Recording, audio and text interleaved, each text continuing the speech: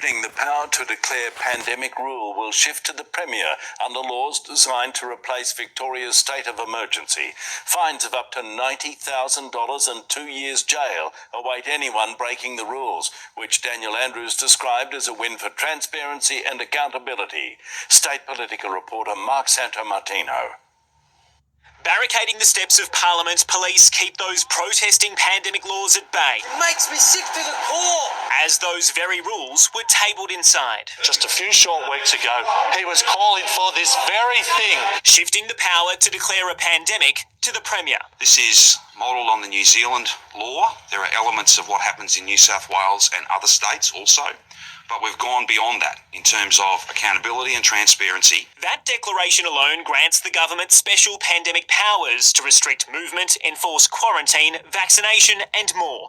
After 4 weeks, responsibility shifts to the Health Minister, who can extend the rules indefinitely, 3 months at a time, but only after seeking advice from the Chief Health Officer. I'll make account of my advice, the Minister will make account of his, and that will apply, this is not about me, that'll apply for every Chief Health Officer, Minister and Premier into the future. That advice must be published for everyone to read, voters who will ultimately hold those calling the shots to account, as will an independent committee. They have no veto powers, they are a consultative committee only. We see these laws as an incredible attack on democracy. Matthew Guy vowing to fight a law that's assured to pass, with the support of 3 critical crossbenchers who helped design it. It's been written in a way so that there is unprecedented scrutiny. There is no health advice that is as transparent as what's being proposed now. QR code and contact tracing data will be used for public health purposes only and not be able to be accessed by the police. However, they will be able to access massive fines, up to $90,000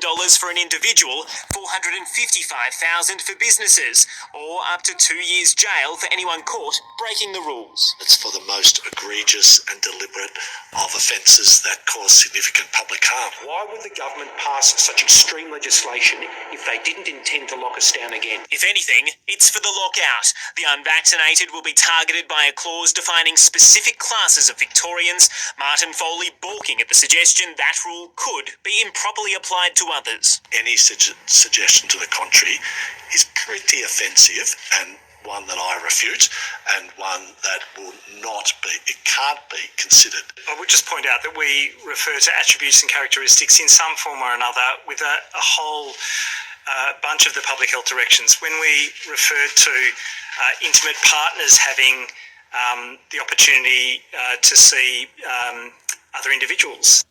Let's go live now to Mark at State Parliament. Mark, when will these laws come into effect? Will be covered by the state of emergency until the 15th of December. Pete, hearing about the possible next pandemic would have been quite painful for Melburnians, given we're not even out of this one yet, particularly given some inconsistencies around getting vaccinated for staff, whether it's in hospitality or retail timelines, and even rules like the playground ban. The concern isn't so much about these new laws, it's how they'll be applied. Ultimately, though, there's no more passing the buck to health advice. We know that the responsibility sits squarely on the shoulders of both the Premier and his Health Minister, who will face the greatest accountability test of all next year as Victoria heads back to the polls for the state election in November. Pete? If you see something, say something.